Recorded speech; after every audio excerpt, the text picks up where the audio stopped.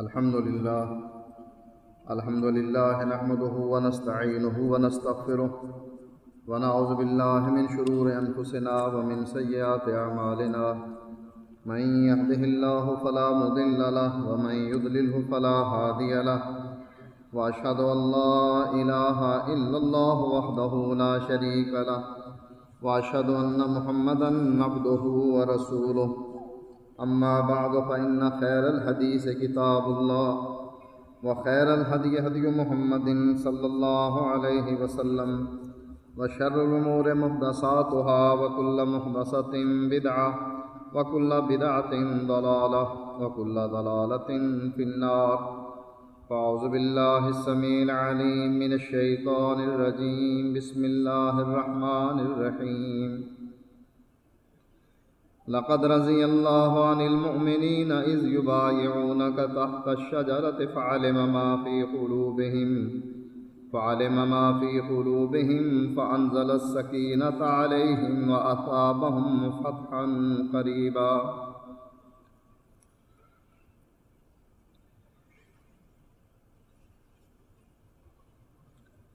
پچھلے جمعے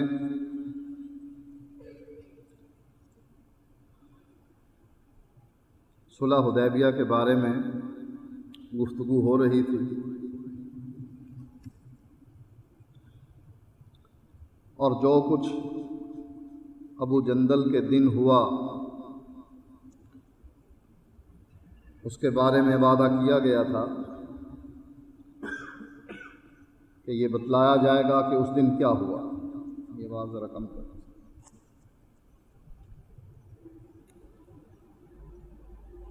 جیسا کہ آپ کو معلوم ہے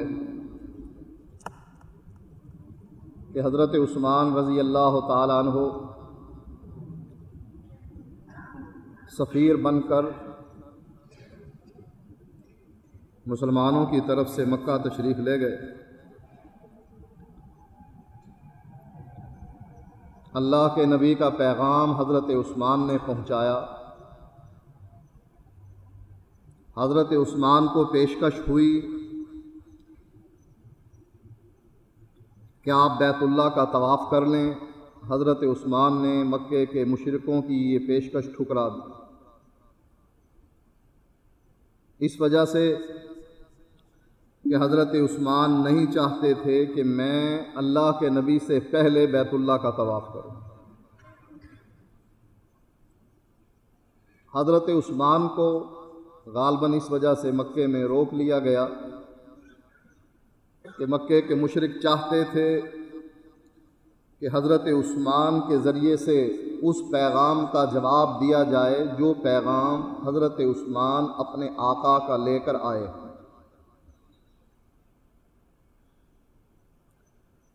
افواہ اڑ گئی کہ حضرت عثمان تو شہید ہو گئے کیونکہ مکے سے واپسی میں دیر ہو گئی. افواہ یہ اڑی کہ حضرت عثمان کو شہید کر دیا گیا. نبی اکرم صلی اللہ علیہ وآلہ وسلم نے بھی جب یہ خبر سنی، آپ عالم الغیب تو تھے نہیں، آپ کو اتنا بھی غیب نہیں تھا کہ حدیبیہ اور مکے کے درمیان فاصلہ کتنا ہے، چند کلومیٹر کے بعد حضرت عثمان کے ساتھ کیا ہو رہا ہے. حضرت عثمان رضی اللہ تعالی عنہ زندہ ہیں یا شہید کر دیے گئے ہیں. اللہ کے نبی کو اس کا بھی علم نہیں تھا. ہمارے دوست کیا عقیدہ رکھتے ہیں اللہ کے نبی کے بارے میں؟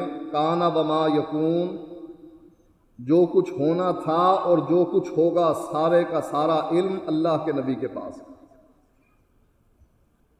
اور اللہ کے نبی کو اس کا بھی علم نہیں کہ عثمان کے ساتھ ہو کیا رہا ہے چند کلومیٹر کے فاصلے پر. جیسے ایوب علیہ السلام کو چند کلومیٹر کے فاصلے پر اس بات کا علم نہیں تھا کہ میرا بیٹا یوسف کنویں میں پڑا ہے یا اس کو اس کے بھائیوں نے قتل کر دیا ہے، جو وہ کہانی بنا کر لائے ہیں کہ یوسف کو تو بھیڑیا کھا گیا۔ نبی اکرم صلی اللہ علیہ وآلہ وسلم نے اس خبر کے آنے پر صحابہ سے بیعت لی، کس بات پر؟ کہ میدان جنگ چھوڑیں گے نہیں، عثمان کے خون کا بدلہ لیا جائے گا، جیتے جی میدان جنگ سے واپس نہیں آئیں گے۔ نبی اکرم صلی اللہ علیہ وآلہ وسلم نے 1400-1500 صحابہ سے بیعت لی۔ آپ کا دست مبارک حضرت عمر تھامے ہوئے ہیں، حضرت معقل بن یسار اس درخت کی ٹہنیاں پکڑے ہوئے ہیں، اٹھائے ہوئے ہیں، اور صحابہ بیعت کر رہے ہیں نبی اکرم صلی اللہ علیہ وآلہ وسلم کے ہاتھ پر۔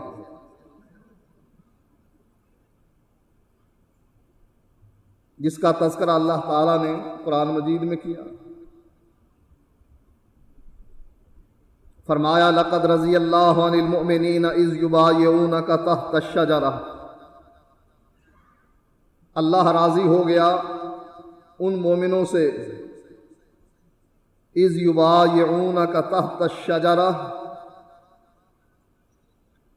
جو آپ کے ہاتھ پر درخت کے نیچے بیعت کر رہے تھے۔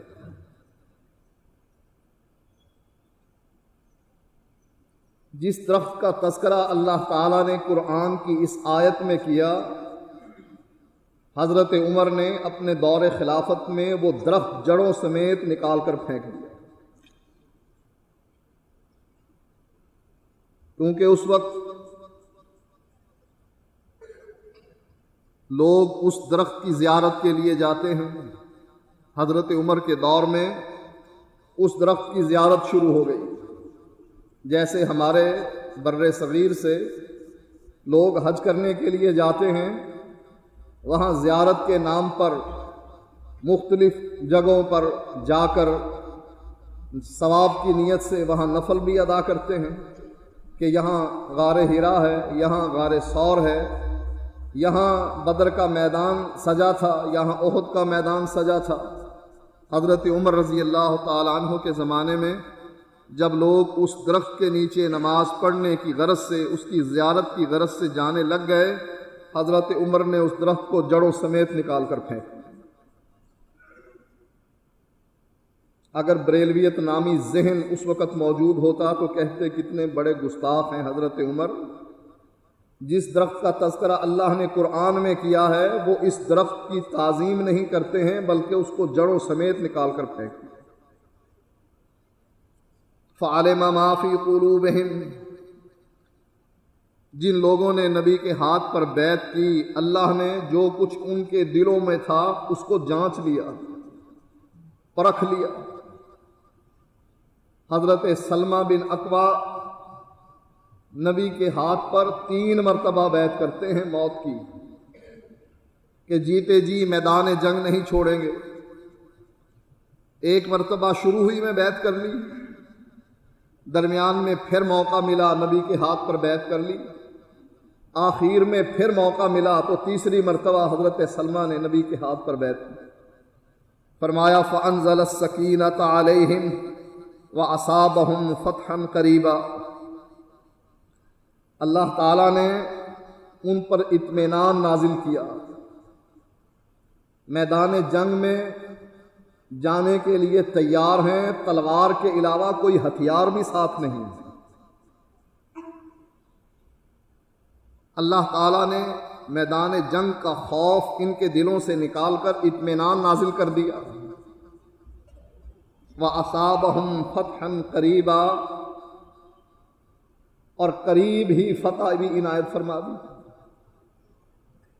اس موقع کا نقشہ اللہ تعالیٰ قرآن مجید میں ایک آیت میں یوں کھینچتا ہے، ان الذین یبایعونک انما یبایعون اللہ، جو اس وقت نبی کے ہاتھ پر بیعت کر رہے تھے وہ اصل میں اللہ کے ہاتھ پر بیعت کر رہے تھے۔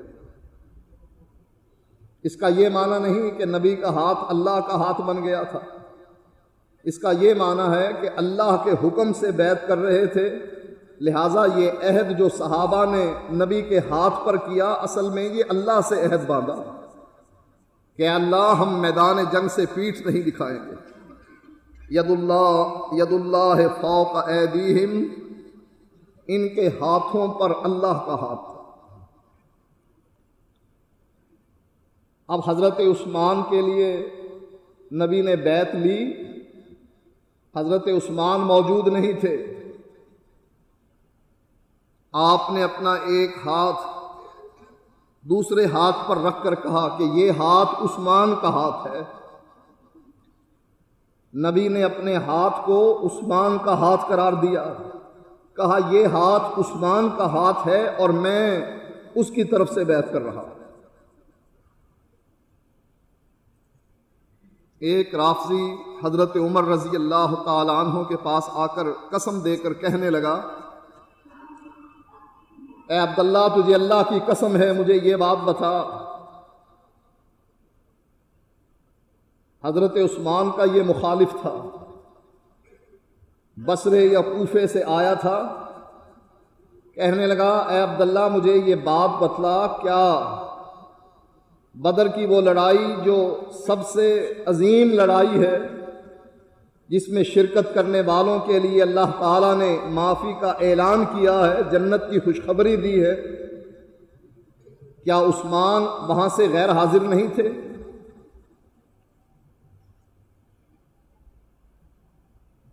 عبداللہ بن عمر رضی اللہ تعالی عنہ فرمانے لگے ہاں، حضرت عثمان اس جنگ میں شریک نہیں تھے۔ کہا اے عبداللہ تجھے اللہ کی قسم ہے، کیا حضرت عثمان ان لوگوں میں شامل نہیں تھے جو میدان احد کو چھوڑ کر مدینے چلے گئے تھے؟ فرمانے لگے ہاں، حضرت عثمان ان صحابہ میں شامل تھے جو میدان جنگ میں، احد کے میدان میں مسلمانوں کی شکست کی وجہ سے، عارضی جو شکست مسلمانوں کو ہوئی تھی، اس کو دیکھتے ہوئے میدان جنگ چھوڑ کر مدینے پہنچ گئے۔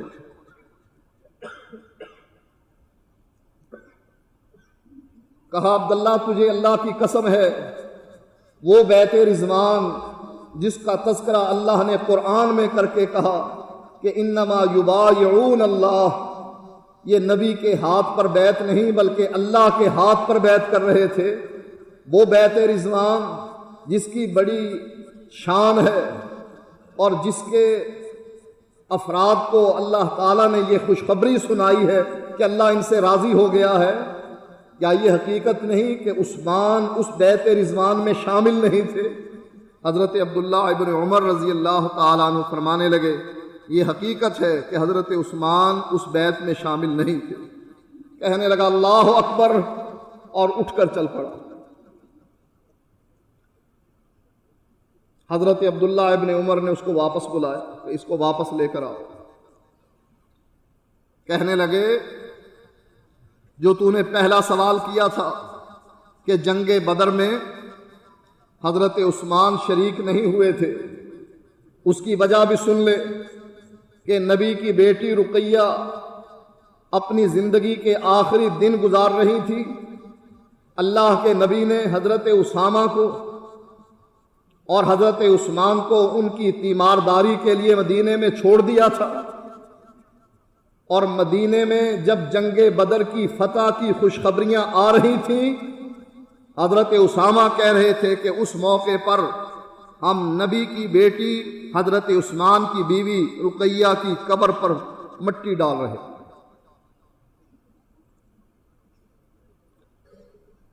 نبی اکرم صلی اللہ علیہ وآلہ وسلم جب مدینہ پہنچتے ہیں، حضرت عثمان کا مال غنیمت کا حصہ جو مال بدر کے میدان میں مسلمانوں کے ہاتھ لگا تھا، اس میں حضرت عثمان کا حصہ نکال کر یہ ثابت کر رہے تھے کہ عثمان بدر کی لڑائی میں شریک تھا۔ مدینے رہتے ہوئے بدر کی لڑائی میں شریک تھا، شرعی مجبوری نے اس کو روک رکھا تھا۔ ان کی بیوی زندگی کے آخری دن گزار رہی تھیں، اللہ کے نبی نے ان کو مدینے میں اس غرض کے لیے چھوڑا تھا کہ اس کی دیکھ بھال کرنے والا کوئی اور نہیں ہے، لہٰذا بدر میں جب مال غنیمت تقسیم کیا حضرت عثمان کا حصہ نکالا، جو اس بات کا ثبوت ہے کہ عثمان بدر کی لڑائی میں شریک تھے۔ اور دوسرا اعتراض جو تو نے یہ کیا کہ احد کے میدان سے جب صحابہ مدینے پہنچتے ہیں ان میں حضرت عثمان بھی شریک تھے۔ اللہ تعالیٰ نے ان لوگوں کے بارے قرآن مجید میں فرمایا ان الذین تولوا منکم یوم التقى الجمعان، جس دن دو جماعتیں آمنے سامنے ہوئیں اور ان کی لڑائی ہوئی، تم میں سے وہ لوگ جو میدان جنگ کو چھوڑ کر مدینے پہنچے، ان کے بارے میں فرمایا وَلَقَدْ عَفَا اللَّهُ عَنْهُمْ، اللہ تعالیٰ نے ان سب کو معاف کر دیا۔ اس رافضی سے کہنے لگے اللہ تعالیٰ نے ان لوگوں کو معاف کر دیا جن میں عثمان بھی شامل تھے، تو تمہیں اعتراض کا کوئی حق نہیں پہنچتا۔ ان اللہ غفور الرحیم، اللہ بخشنے والا اور رحم کرنے والا۔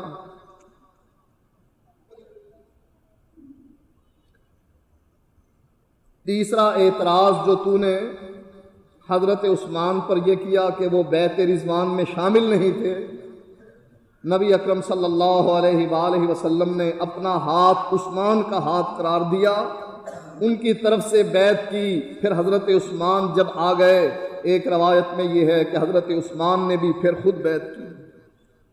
لہذا اب تو اپنے سفر پر جا اور ان اعتراضوں کا جواب لے کر جا۔ حضرت عثمان رضی اللہ تعالی عنہ جب زندہ صحیح و سالم تشریف لے آئے، مکے کے مشرکوں نے سوچا کہ اب ہمیں صلح کر لینی چاہیے۔ سہیل بن عمرو کو سفیر بنا کر نبی اکرم صلی اللہ علیہ وآلہ وسلم کی طرف بھیج دیتے ہیں۔ آپ نے سہیل کو آتا ہوا دیکھ کر فرمایا سہیل آیا ہے، اب تمہارا کام سہل ہو گیا ہے، آسان ہو گیا ہے۔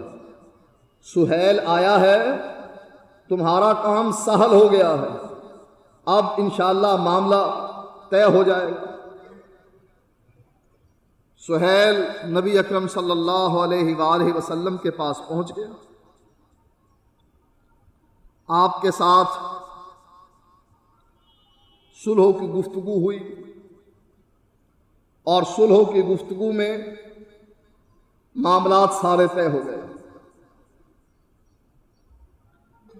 اتنے میں ابو جندل جو سہیل کا بیٹا تھا، ہاتھوں میں ہتکڑیاں، پاؤں میں بیڑیاں، اور وہ ان کو گھسیٹتے ہوئے وہاں پہنچا جہاں نبی اکرم صلی اللہ علیہ وآلہ وسلم موجود تھے اور صلح نامہ تحریر ہونے والا تھا۔ اب مسلمانوں نے ابو جندل کی حالت بھی دیکھ لی تھی کہ کس طریقے سے ابو جندل پر ظلم اور زیادتی کی گئی ہے۔ زخموں کے وہ نشانات بھی ملاحظہ کر لیے تھے جو اس کی پیٹھ پر تھے۔ ابو جندل کو اس بات کا علم بھی ہو گیا تھا کہ مسلمانوں اور مکے کے مشرکوں کے درمیان صلح ہو گئی ہے، اور اس بات پر بھی صلح ہو گئی ہے کہ مکے سے کوئی مسلمان اگر مدینے آئے گا واپس پلٹا دیا جائے گا۔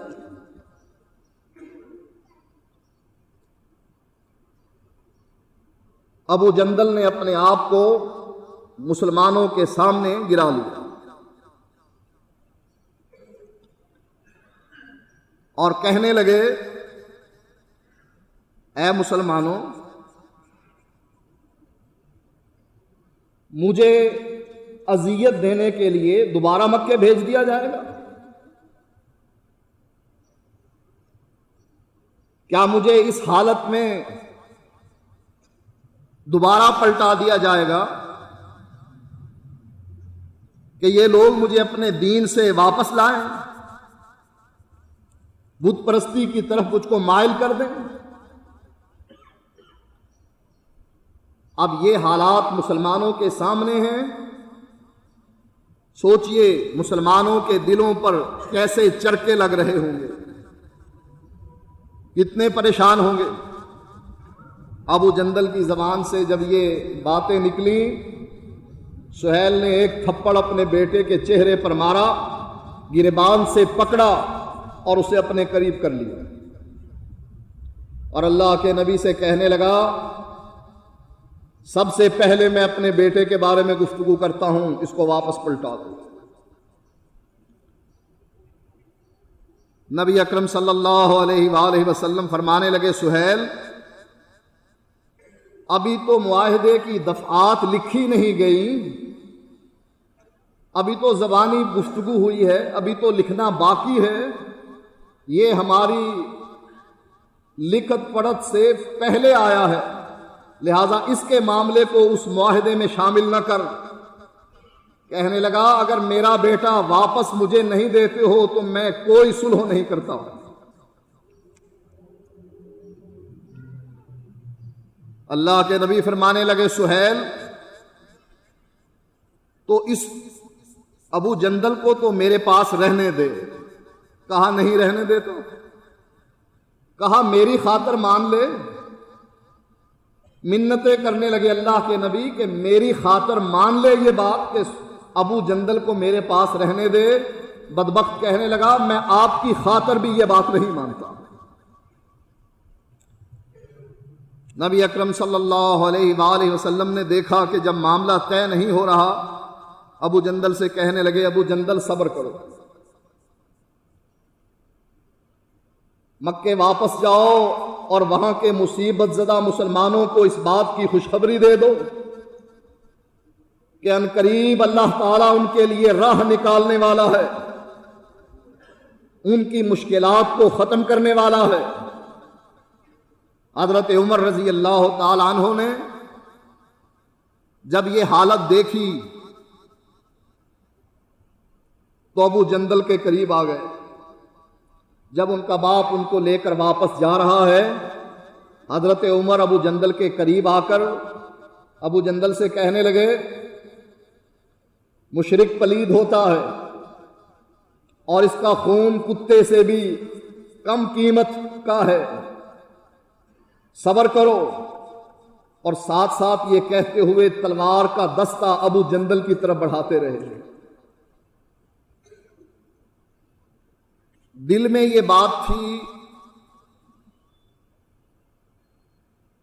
کہ ابو جندل مجھ سے تلوار لے کر اپنے باپ کی گردن کو اڑا دے،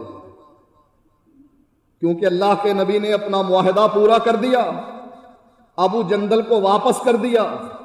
ابو جندل نے راستے میں تلوار لے کر اپنے باپ کی گردن اڑائی، اس کے ذمہ دار اللہ کے نبی نہیں تھے۔ حضرت عمر کہتے ہیں کہ ابو جندل نے بخل سے کام لیا، تلوار لے کر اپنے باپ کی گردن نہ اڑائی۔ یہ وہ حالات ہیں جن کے بارے میں صحابی کہتے ہیں، لا استطیع ان ارد امر رسول اللہ صلی اللہ علیہ وسلم رددتہ، اگر میں اس دن اللہ کے نبی کی نافرمانی کرتا، میں کر سکتا تھا، اللہ کے نبی کا حکم آپ کی بات کو رد کر سکتا تھا، اس لیے کہ حالات اس قسم کے ہو گئے تھے، لیکن چونکہ وہ اللہ کے نبی تھے لہٰذا میں اس موقع پر بھی اللہ کے نبی کی بات کو رد نہ کر سکتا۔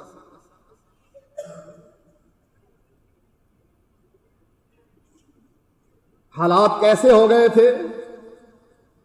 سب سے پہلے مسلمان عمرے کے لیے آئے تھے، اللہ کے نبی نے مسلمانوں کو یہ بات بتلائی تھی کہ ہم بیت اللہ کی زیارت کے لیے جا رہے ہیں، عمرہ کے لیے جا رہے ہیں۔ شرائط طے ہو گئیں کہ اس سال تم عمرے کے لیے بیت اللہ نہیں آ سکتے۔ شرطوں میں ایک شرط یہ بھی لکھی گئی جب نبی اکرم صلی اللہ علیہ وآلہ وسلم نے لکھوایا، لکھو علی بسم اللہ الرحمن الرحیم، سہیل کہنے لگا ہم یہ نہیں لکھیں گے اس لیے کہ ہم رحمان اور رحیم کو نہیں جانتے، ہم اللہ کو پہچانتے ہیں لیکن رحمان اور رحیم کو نہیں جانتے ہیں، لہٰذا ہم یہ نہیں لکھیں گے۔ کہا کیا لکھا جائے؟ کہا لکھو بسمک اللہم، اے اللہ تیرے نام سے لکھ رہا ہوں۔ دوسری وجہ یہ تھی کہ رحمان اور رحیم کی بجائے مسلمانوں کے کلام کی، مسلمانوں کی تحریر کی ابتدا بسم اللہ سے ہوتی ہے۔ فرمایا جو کام بسم اللہ سے نہ ہو وہ مقطوع ہے، کٹا ہوا ہے۔ مسلمانوں کی یہ بات بھی نہ مانی گئی۔ تیسری بات، آپ نے کہا علی لکھو من محمد الرسول اللہ صلی اللہ علیہ وسلم، یہ صلح نامہ اس کا ایک فریق محمد الرسول اللہ ہے، دوسرا فریق مکے کے سردار ہیں۔ یہ صلح نامہ فریقین کے درمیان لکھا جا رہا ہے، ایک فریق محمد الرسول اللہ، دوسرا فریق سردار مکہ۔ سہیل کہنے لگا ہم یہ بھی نہیں مانتے۔ عقل اور سمجھ کی بات کی، کہنے لگا ہم اگر آپ کو رسول مان لیں پھر آپ سے لڑائی کرنا تو بے وقوفی ہے۔ ہمارا اور آپ کا اصل میں جھگڑا کیا ہے؟ آپ کہتے ہیں میں رسول ہوں، ہم کہتے ہیں انسان اور رسول، بشر اور رسول۔ ہمارے معاشرے میں کیا عقیدہ چلتا ہے؟ اللہ کے نبی رسول ہیں لہذا بشر نہیں۔ مکے کے مشرک کیا کہتے تھے؟ بشر ہے، عبداللہ کا لخت جگر ہے، آمنہ کا بیٹا ہے، عبد المطلب کا پوتا ہے، ابو طالب کا بھتیجا ہے، عبداللہ قاسم کا باپ ہے، فاطمہ رقیہ زینب ان کا والد ہے۔ ہمیں پتہ ہے یہ بشر ہے، بشر رسول نہیں ہو سکتا۔ ہمارا عقیدہ مسلمانوں کا کیا ہے تو رسول لیکن بشر نہیں ہو سکتا۔ سہیل کہنے لگا اگر آپ کو ہم رسول مان لیں تو ہم تو بڑے ہی بے وقوف ہیں کہ ایک رسول مانتے ہیں دوسرے اس کی مخالفت کرتے ہیں۔ سہیل کتنا عقل مند تھا کہ رسول کی مخالفت نہیں ہو سکتی۔ جب کسی کو رسول مان لیا جائے اس کی مخالفت کرنا حماقت ہے، بے وقوفی ہے۔ اور یہ سہیل کی بات ہمیں سمجھ نہیں آ رہی۔ ہم لا الہ الا اللہ محمد الرسول اللہ بھی پڑھتے ہیں، رسالت کا اقرار بھی کرتے ہیں اور نبی کی مخالفت بھی کرتے ہیں۔ کہاں نماز میں، کہاں روزے کی نیت کرتے ہوئے، کہاں نکاح اور طلاق کے موقع پر رسول بھی مانتے ہیں اور مخالفت بھی کرتے ہیں۔ یہ موٹی بات ہمیں سمجھ نہیں آئی، اس کافر سردار کو سمجھ آ گئی کہ اگر آپ کو ہم رسول مان لیں آپ کی نافرمانی نہیں ہو سکتی، آپ سے جنگ نہیں ہو سکتی، آپ کی مخالفت نہیں ہو سکتی۔ ہم رسول بھی مانتے ہیں اور مخالفت بھی کرتے ہیں کہ اللہ کے نبی ایسے نماز پڑھتے تھے، محمدی ہے لیکن ہماری نماز حنفی ہے۔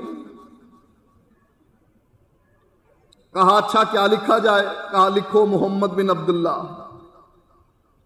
ایک فریق عبداللہ کا بیٹا محمد ہے اور دوسرا فریق مکے کے سردار۔ کہا یہ لکھو۔ آپ نے فرمایا علی لکھ دو، کاٹ دو محمد الرسول اللہ۔ کہا اللہ کے نبی میں اپنے ہاتھ سے محمد الرسول اللہ کاٹ دوں یہ مجھ سے نہیں ہو سکتا۔ کہا اچھا علی بتاؤ کہاں لکھا ہے تم نے؟ حضرت علی نے نشاندہی کر دی کہ میں نے یہ لکھا ہے. اللہ کے نبی نے اپنے ہاتھ سے کاٹ دیا. حالات دیکھتے چلے جائیں آپ کہ مسلمان دب کر صلح کر رہے ہیں. مشرک جو کہتے ہیں وہی مانتے ہیں. کہا بسم اللہ الرحمن الرحیم کی بجائے بسمک اللہم لکھو، مان لیا. کہا محمد الرسول اللہ کی بجائے محمد بن عبداللہ لکھو، مان لیا. کہا لکھو مکے سے اگر کوئی مسلمان مدینے پہنچے گا واپس کر دیا جائے گا، مدینے سے کوئی مسلمان مکے آ جائے گا پناہ لینے کے لیے واپس نہیں کیا جائے گا. کہا مان لیا. حضرت عمر رضی اللہ تعالی عنہ ان چیزوں کو دیکھ رہے ہیں کہ اللہ کے نبی صلح نامہ لکھ رہے ہیں.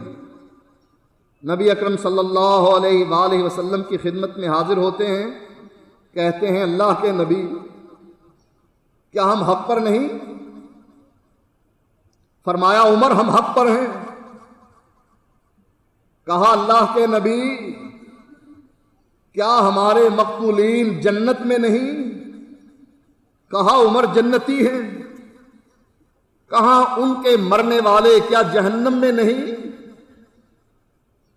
کہا عمر جہنمی ہے. کہا اللہ کے نبی آپ ان حالات میں دب کر صلح کر رہے ہیں اور ایسی حالت میں مدینے واپس پلٹ رہے ہیں کہ ابھی اللہ تعالیٰ نے ہمارے اور ان کے درمیان فیصلہ نہیں کیا. کہا اللہ کے نبی کیا آپ نے ہمیں یہ نہیں بتلایا تھا کہ ہم بیت اللہ کا طواف کریں گے، بیت اللہ کی زیارت کریں گے؟ کہا عمر کہا تھا. کہا اللہ کے نبی پھر آپ یہ دب کر صلح کیوں کر رہے ہیں؟ فرمایا عمر میں محمد الرسول اللہ ہوں،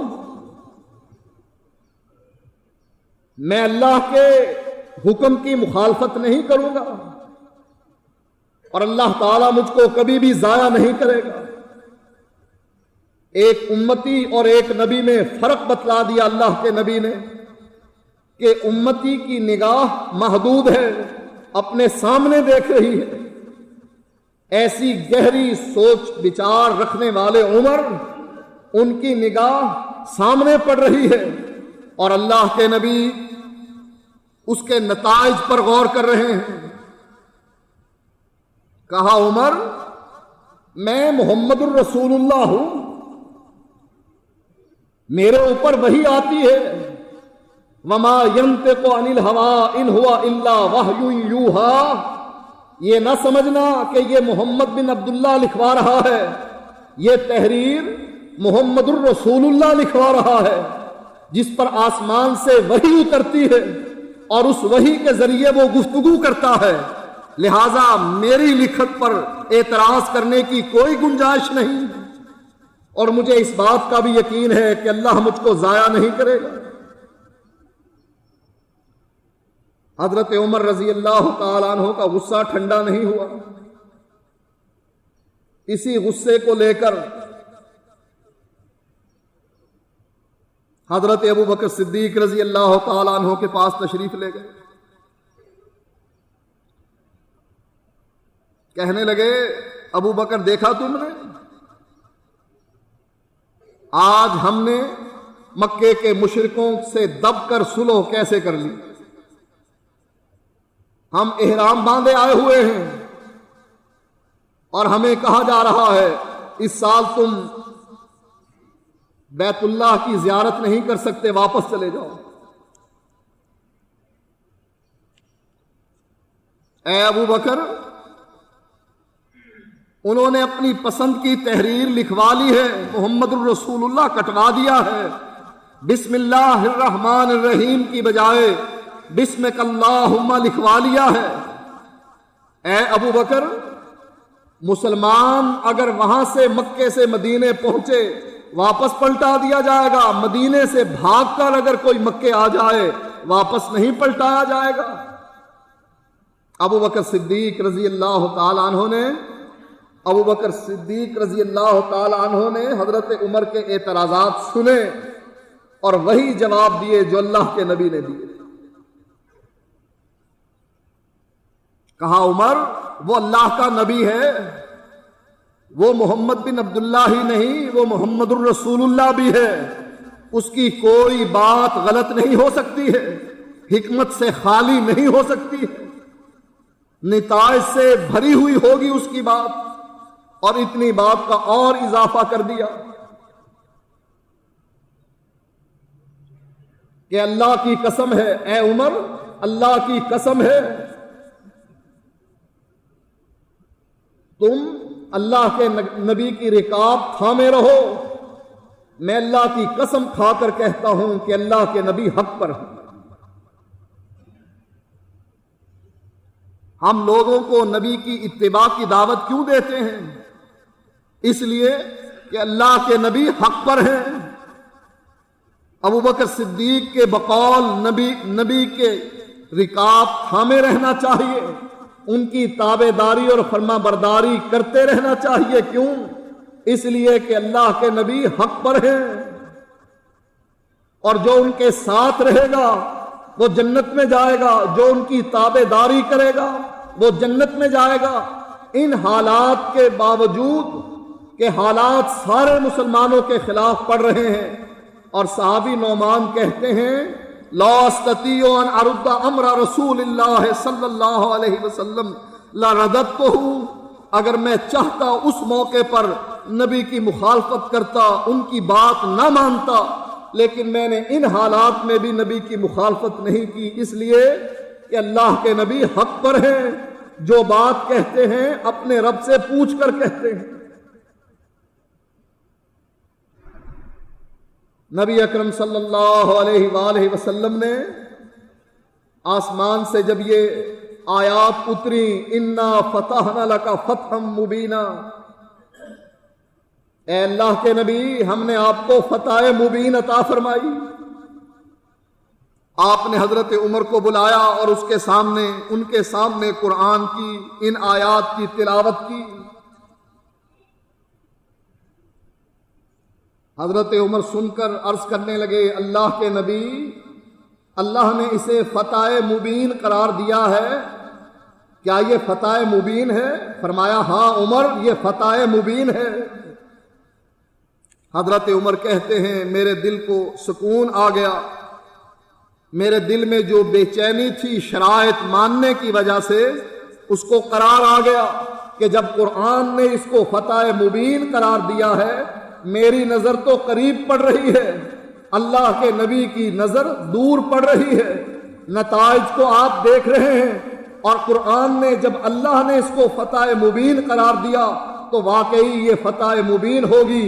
لہذا حضرت عمر کہنے لگے میرے دل میں جو بے چینی تھی اس کو قرار آ گیا، سکون آ گیا، اور جو میں نے بڑھ چڑھ کر باتیں کی تھیں اللہ کے نبی سے کہ کیا ہم حق پر نہیں، کیا ہم جنتی نہیں، کیا وہ جہنمی نہیں، کیا وہ باطل پر نہیں، پھر دب کر صلح کیوں کر رہے ہو؟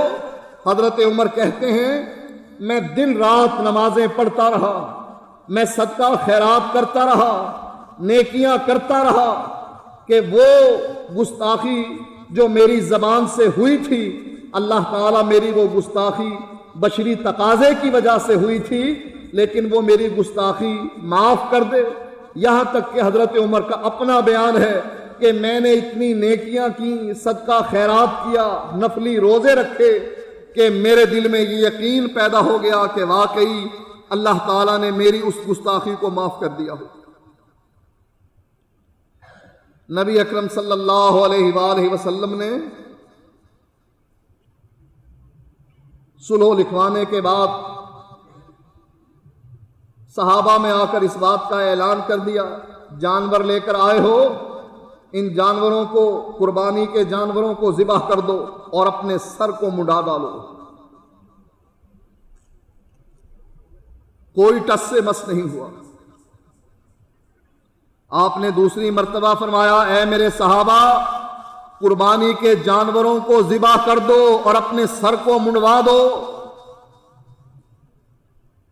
وہ جو ہر بات پر لبیک کہتے تھے اللہ کے نبی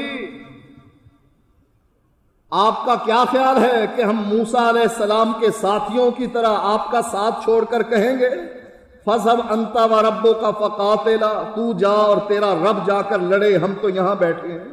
نہیں، اے اللہ کے نبی آپ سمندر میں گھوڑے ڈالنے کا حکم دیں گے، ہم سمندروں میں اپنے گھوڑے ڈال دیں گے۔ وہی صحابہ دوسری مرتبہ حکم دینے کے باوجود خاموشی سے بیٹھے۔ آپ نے تیسری مرتبہ فرمایا جانوروں کو ذبح کرو اور اپنے بالوں کو کٹواؤ، منڈواؤ۔ صحابہ خاموشی سے بیٹھے رہے۔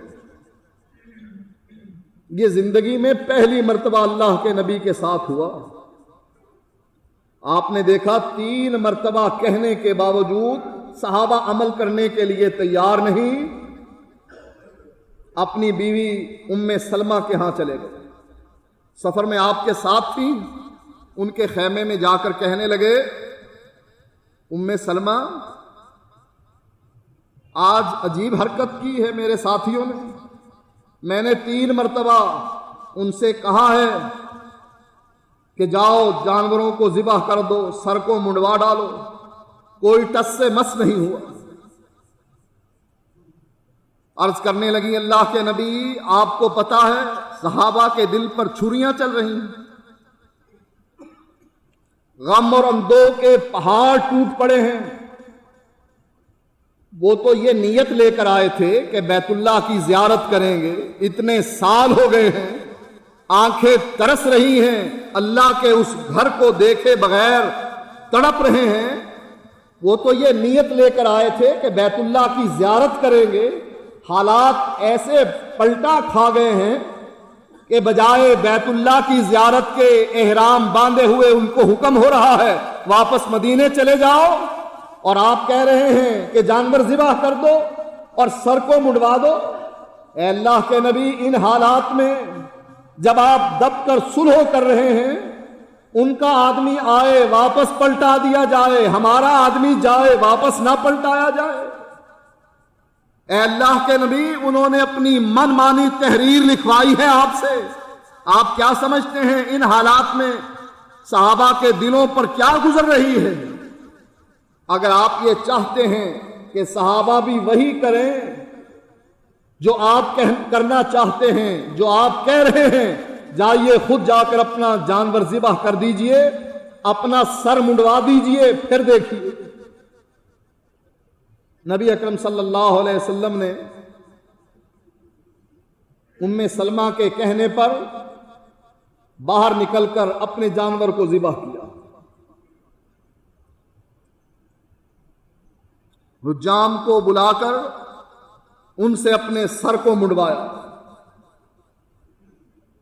جب صحابہ نے اللہ کے نبی کو جانور ذبح کرتے ہوئے اور سر منڈواتے ہوئے دیکھا، ان کی امیدیں ختم ہو گئیں کہ اب تو جانے کی کوئی سبیل باقی نہیں رہی۔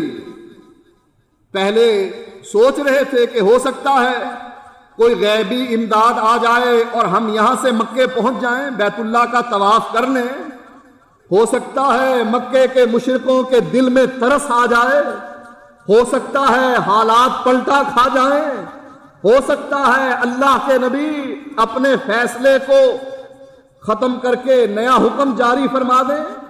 جب دیکھا کہ اللہ کے نبی نے اپنا جانور ذبح کر کے سر منڈوا دیا ہے، اٹھے اور صحابہ نے اپنے جانور ذبح کیے اور ایک دوسرے کے سروں کو مونڈنے لگے۔ صحابی بیان کرتا ہے کہ اس حالت میں اپنے سروں کو صحابہ مونڈ رہے تھے کہ ایسے لگتا تھا کہ غم سے اپنے ساتھیوں کو ہلاک کر ڈالیں۔ ان حالات میں حضرت نعمان کہتے ہیں لو استطیع ان ارد امر رسول اللہ صلی اللہ علیہ وسلم للردتہ، اگر میں اس موقع پر نبی کی مخالفت کرتا میں نبی کی مخالفت کر ڈالتا، لیکن میں نے اس موقع پر بھی نبی کی مخالفت نہیں کی، جو اس بات کی دلیل ہے کہ نبی کی مخالفت کرنا جائز نہیں۔ اللہ تعالیٰ نے قرآن مجید میں پھر یہ آیت بھی اتاری، فرمایا لقد صدق اللہ رسولہ الرؤیا بالحق۔ اللہ نے اپنے نبی کا خواب، اللہ نے جو اپنے نبی کو خواب دکھایا تھا، اس خواب کو سچا کر دکھایا۔ حضرت عمر رضی اللہ تعالیٰ عنہ کا ایک اعتراض یہ بھی تھا، اے اللہ کے نبی، کیا آپ نے یہ نہیں فرمایا تھا کہ ہم بیت اللہ کی زیارت کریں گے، ہم طواف کریں گے، ہم عمرہ ادا کریں گے؟ نبی اکرم صلی اللہ علیہ وآلہ وسلم نے فرمایا، عمر میں نے کہا تھا کہ ہم بیت اللہ کی زیارت کریں گے، ہم بیت اللہ کا طواف کریں گے، ہم عمرہ کریں گے، لیکن عمر یاد کرو، کیا میں نے یہ کہا تھا کہ ہم اس سال کریں گے؟ ہم نے یہ تو نہیں کہا تھا کہ اس سال کریں گے۔ مکے کے مشرکوں نے اس بات کو تسلیم کیا کہ اس سال تو واپس پلٹ جاؤ، اگلے سال بیت اللہ کے دروازے تم پر بند نہیں کیے جائیں۔ اسی بات کو اللہ تعالیٰ نے قرآن مجید میں بیان فرمایا، لقد صدق اللہ رسولہ الرؤیا بالحق۔ اللہ نے اپنے نبی کو سچا خواب دکھایا، اس خواب میں کوئی بھی جھوٹ نہیں تھا، جھوٹ کی آمیزش نہیں تھی، یہ خواب سچا خواب تھا جو اللہ نے اپنے نبی کو دکھایا۔ کیسے؟ لَتَدْخُلُنَّ الْمَسْجِدَ الْحَرَامَ إِنْ شَاءَ اللَّهُ، اس سال نہیں تو اگلے سال تم ضرور مسجد حرام میں آؤ گے۔ لَتَدْخُلُنَّ الْمَسْجِدَ الْحَرَامَ إِنْ شَاءَ اللَّهُ، اللہ نے چاہا تو تم مسجد حرام میں داخل ہوگے۔ تم پر بیت اللہ کے دروازے لوگوں نے بند کیے ہوئے تھے، صلح حدیبیہ کی وجہ سے بیت اللہ کے دروازے تم پر کھول دیے گئے ہیں۔ آمنین، ڈر کی حالت میں نہیں، امن کی حالت میں آ کر، اطمینان سے بے خوف ہو کر تم بیت اللہ کے چکر کاٹو گے، بیت اللہ کی زیارت کرو گے، عمرہ ادا کرو گے۔ محلقین رؤوسکم ومقصرین، تم اپنے سروں کو منڈواؤ گے، اپنے بال کٹواؤ گے۔ لا تخافون، تمہیں کسی کا ڈر نہیں ہوگا۔ فعلم ما لم تعلموا، جو حکمتیں اللہ کے پاس ہیں، اللہ کے علم میں ہیں۔ فعلم ما لم تعلموا، اللہ خوب جانتا ہے، تمہیں اس بات کا علم نہیں۔ اللہ نے اپنے نبی کے ذریعے سے جو فیصلہ کروایا ہے، فعلم ما لم تعلموا، تمہیں علم نہیں، اللہ کو خوب علم ہے۔ اللہ کی مرضی سے ہی یہ شرائط جن کو تم سمجھ رہے ہو کہ یہ دب کر صلح ہو رہی ہے، یہ اللہ کی مرضی سے ہی نبی نے کی ہیں، نبی نے لکھوائی ہیں، یہ اللہ کی حکمتیں ہیں۔ فعلم ما لم تعلموا، تمہیں علم نہیں اس لیے کہ تمہارا علم محدود ہے، اللہ کا علم لامحدود ہے، لہذا اللہ کو اس کی حکمتیں معلوم ہیں۔ فجعل من دون ذلك فتحا قریبا، تم اس کو دب کر صلح سمجھتے ہو اور اللہ تعالیٰ اس کو فتح مبین قرار دیتا ہے، قریب کی فتح کی خوشخبری تم کو دیتا ہے۔ اندازہ لگا لیں آپ کہ ہمارا جو بیان تھا کہ کسی موقع پر بھی، چاہے حالات کیسے ہی کیوں نہ ہوں، ہوائیں مخالف سمت سے کیوں نہ اٹھ رہی ہوں، آندھیاں کیوں نہ چل رہی ہوں، سیلاب آ ہی چکا ہو، ایسی حالت میں بھی نبی کی مخالفت نہیں کی جا سکتی۔ اگر نبی کی مخالفت جائز ہوتی صلح حدیبیہ کے موقع پر، جب ظاہری حالات میں مسلمان دب کر صلح کر رہے ہیں، ایسے حالات میں صحابہ کے لیے جائز تھا کہ وہ نبی کی مخالفت کرتے، لیکن اس موقع پر بھی صحابہ نے نبی کی مخالفت نہ کی۔ نبی نے حکم دیا، لیکن جب خود عمل کیا تو صحابہ بھی فوراً اپنے جانوروں کو ذبح کر کے اپنے سروں کو منڈوانے اور بال کٹوانے لگ گئے۔ ہماری دعوت بھی کیا ہے آپ کو؟ یہی دعوت ہے، کسی موقع پر نبی کی مخالفت نہ کرو، حالات کیسے ہی کیوں نہ ہو، برادری چاہے کتنی ہی مخالف کیوں نہ بن جائے، حکومت چاہے کتنی ہی زبردست قوت والی کیوں نہ آ جائے، حالات چاہے کیسے ہی پلٹا کیوں نہ کھا لیں، لیکن آپ کا یہ عقیدہ ہونا چاہیے نبی کے کسی معاملے کی مخالفت نہیں کرنی۔ بیوی ناراض ہوتی ہے ہو جائے، داڑھی رکھیں، بیوی ناراض ہوتی ہے ہو جائے، صحرا نہ باندھیں، شادی کے موقع پر ہندوانہ رسم ہے، برادری ناراض ہوتی ہے ہو جائے، مرنے پر تیجا 10واں 40واں اس کی رسم پر عمل نہ کریں، خاندان والے روٹھتے ہیں روٹھ جائیں، لیکن نبی کی سنت کی خلاف ورزی، نبی کے حکم کی خلاف ورزی نہیں ہونی چاہیے۔ یہی ہماری ہر جمعے آپ کو دعوت ہوتی ہے، اور اللہ تعالیٰ نے اس صلح کو فتح مبین قرار دیا۔ انشاءاللہ اگلے جمعے اس بات کا تذکرہ ہوگا کہ یہ فتح مبین کس طریقے سے بنتی ہے۔ وآخر دعوانا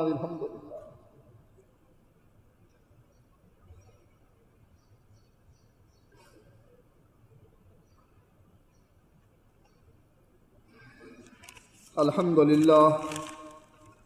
الحمد للہ نحمده ونستعینه ونستغفره ونعوذ باللہ من شرور انفسنا ومن سیئات اعمالنا، من يهده الله فلا مضل له ومن يضلله فلا هادي له، واشهد ان لا اله الا الله وحده لا شريك له، واشهد ان محمدا عبده ورسوله، اما بعد فان خير الحديث كتاب الله، وخير الهدي هدي محمد صلى الله عليه وسلم، وشر الأمور محدثاتها، وكل محدثة بدعة، وكل بدعة ضلالة، وكل ضلالة في النار۔ ایک تو یہ اعلان ہے، جیسا کہ ہر مہینے پہلے جمعے پر ہم مسجد اور مدرسے کے لیے فنڈ اکٹھا کرتے ہیں۔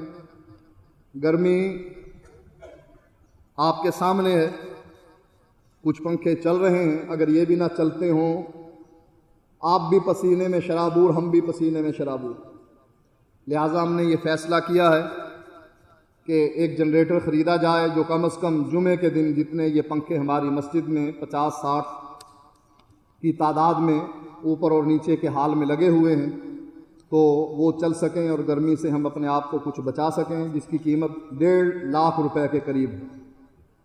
مسجد کا کام آپ کے سامنے ہے، جاری ہے۔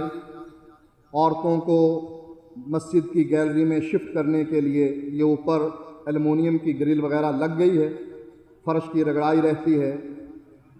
چوری کے واردات روکنے کے لیے باہر ہم نے کچھ انتظامات کیے ہیں، گرل وغیرہ بنوائی ہے، وہ بھی اخراجات ہیں، لہٰذا آپ بڑھ چڑھ کر اس میں حصہ لیں تاکہ اللہ کا یہ گھر آباد رہے، اس کی رونقیں دوبالا ہوتی رہیں۔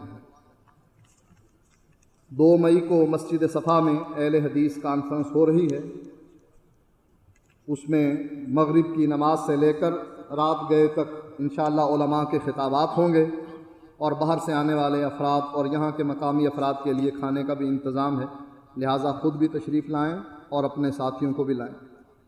ایک آدمی نے واعظ و نصیحت کا کہا ہے کہ نماز میں بڑی سستی ہوتی ہے، تو وہ یہ سمجھ کر کہ اللہ قیامت کے دن جب اس کو کھڑا کر کے پوچھے گا اس وقت وہ کیا جواب دے گا، لہٰذا بہتر یہ ہے کہ نماز میں سستی نہ کی جائے، ورنہ قیامت کا دن بڑا سخت دن ہے۔ بیٹا ہر مہینے زکوٰۃ نکالتا ہے اور اس کے باپ کا کام نہیں ہے، تو بیٹے کو بتائے بغیر گھر کا سودا منگوایا جا سکتا ہے۔ بیٹے کا مال باپ کا مال ہے، لہٰذا اگر باپ اپنے بیٹے کے مال سے کچھ خرچ کرتا ہے تو کوئی گناہ نہیں، اس کو اجازت دی ہے اسلام نے۔ 4 ماہ سے خطبے کی کیسٹ نہیں مل رہی، کیسٹ والے یہاں موجود ہیں، ان سے اس بات کا پوچھا جائے گا کہ کیا وجہ ہے کہ 4 ماہ سے یہ کیسٹ نہیں مل رہی، لہٰذا اس کا انتظام فوری کیا جائے۔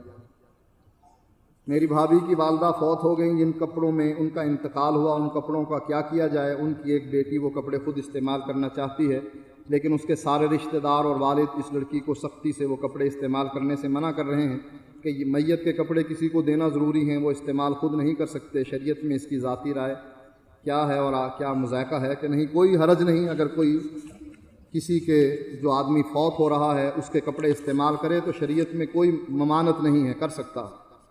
بدعت حسنہ کیا ہے اور ان کی کیا اہمیت ہے؟ خلفائے راشدین کا کوئی ذاتی عمل صرف اس وقت کے لیے تھا یا بعد میں بھی وہ لازمی قرار دیا جائے گا؟ بدعت حسنہ کی کوئی حیثیت نہیں، ہر بدعت گمراہی ہے۔ بدعت حسنہ لغوی طور پر کہا گیا ہے چونکہ اللہ کے نبی نے خود تراویح کی جماعت کروائی، لہٰذا حضرت عمر کے اس عمل کو بدعت نہیں کہا جائے گا، اس لیے کہ اس کا ثبوت حدیث میں موجود ہے۔ باقی خلفائے راشدین کی بعض چیزیں جو انہوں نے اپنے دور میں رائج کیں وہ اس وقت کے لیے خاص تھیں، اگر کوئی اب بھی کرنا چاہے تو کر سکتا ہے، اس لیے کہ اللہ کے نبی نے فرمایا سنتی و سنت الخلفاء الراشدین المہدیین، میری سنت اور میرے خلفاء کی سنت پر عمل کرو۔ ایصال ثواب کے لیے قرآن پڑھ کر یا 2 رکعت نماز استغفار کی طرف میت کی طرف سے پڑھ کر بخشا جا سکتا ہے۔ ایصال ثواب کے لیے میت کے لیے کیا پڑھا جائے؟ اللہ کے نبی کا کیا طریقہ تھا؟ قرآن پڑھ کر نمازیں پڑھ کر کسی کی طرف نہیں بخشا جا سکتا اس کا ثواب۔ ہاں، آپ اپنے باپ کی طرف سے، بیٹے کی طرف سے مسجد بنوائیں، مدرسہ بنوائیں، کنواں کھودیں، غریب کی مدد کریں، اس کا ثواب خود بخود میت کو مل جائے گا، لیکن شرط یہ ہے کہ مرنے والے کا عقیدہ صحیح ہو، اگر بد عقیدہ ہوا تو کچھ بھی نہیں ملے گا۔ مرد کا اپنی سالی سے پردہ ہے جبکہ 2 بہنوں کا ایک ساتھ رکھنا حرام ہے، تو پھر پردہ یا سفر کرنا ساتھ صحیح ہے یا نہیں؟ سفر سے مراد سفر حج ہے، چونکہ یہ نامحرم ہے لہٰذا اس کے ساتھ سفر کرنا صحیح نہیں ہے حج کا۔ قبر میں عورت کو اتارتے وقت ایک تو پردے کا اہتمام کیوں کیا جاتا ہے اور ایک شور مچایا جاتا ہے کوئی غیر محرم ہاتھ نہ لگائے، دیکھے نہ؟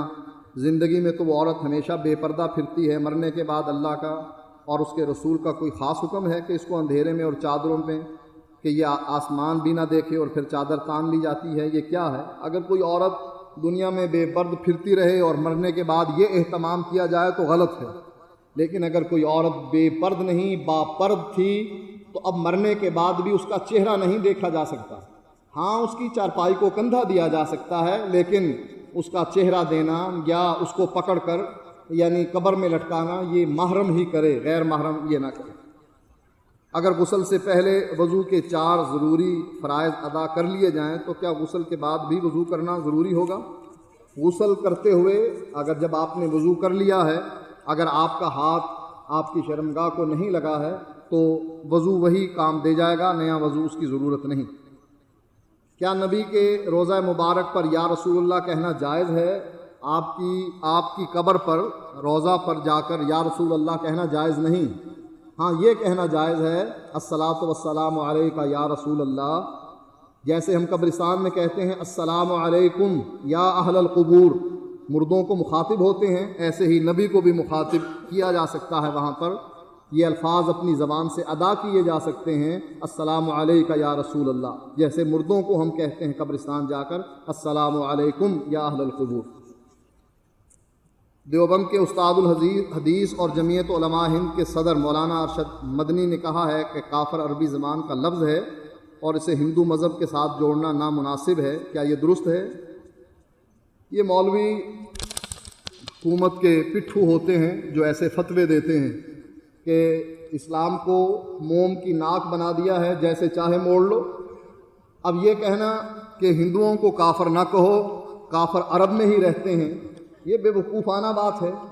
جو بھی کفر کرے اور سمجھانے کے باوجود نہ مانے، اگر کلمہ گو بھی ہے وہ بھی کافر ہو جائے گا، بجائے اس کے کہ جو بتوں کو پوجتے ہیں ان کو کافر نہ کہو۔ یہ طاہر القادری کا بھی یہی عقیدہ ہے۔ اگر انڈیا میں مولوی ارشد مدنی یہ کہتا ہے کہ یہ کافر نہیں ہندو بلکہ کافر عرب میں تھے، تو طاہر القادری بھی یہی کہتا ہے کہ عیسائی اور یہودی یہ کافر نہیں، یہ بلیورز ہیں، نان بلیورز نہیں، لہٰذا ان کو کافر نہیں کہا جا سکتا۔ کافر تو وہ ہوتے ہیں جو نہ اللہ کو مانے نہ نبی کو۔ آج کل یہ مولوی حکومت کی زبان، امریکہ کی زبان، یورپ کی زبان، برطانیہ کی زبان بول رہے ہیں کہ ہمیں کافر نہ کہو، مل جل کر رہو، ہم سب مسلمان ہیں۔